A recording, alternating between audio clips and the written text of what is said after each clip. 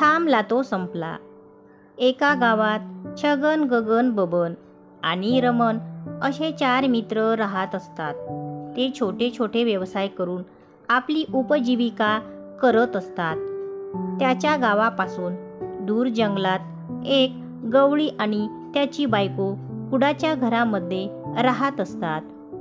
जंगलात कोणी रस्ता चुकलं तर त्यांना गवळी दादा आश्रय देत आणि मदत करत.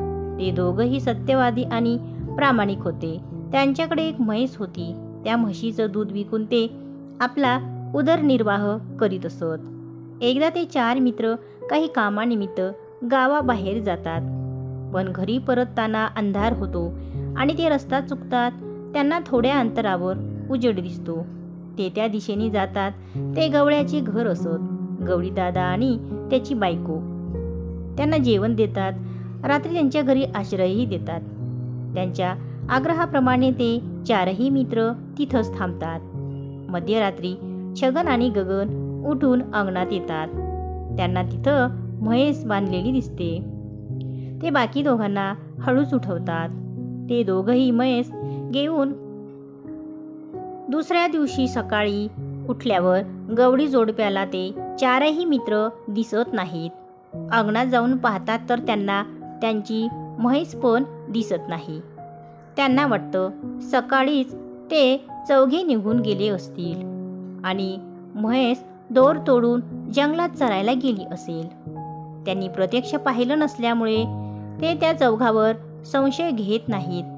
खूप दिवस झाले तरी म्हैस परत न आल्यामुळे ते दुसऱ्या व्यवसायाचा विचार करतात. त्यांच्याजवळ असलेल्या तुटपुंज्या पैशातून ते बियाणं आणतात.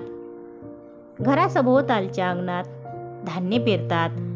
अंगणात भाज्या आणि फळांची झाडे लावतात. काही दिवसातच भाज्या आणि धान्य उगवतं. ते विकून ते आपलं पोट भरू लागतात. इकडे 4 मित्र म्हैस आणतात, पण तिला व्यवस्थित संगोपन करत नाही. त्यामुळे म्हैस दूध देऊ शकत नाही. त्यामुळे ते 4ही वैतागतात. ते 4ही ती म्हैस घेऊन गवळ्याकडे परत जातात. गवळ्याकडील भाजीपाला आणि धान्य पाहून त्यांना आश्चर्य वाटतं.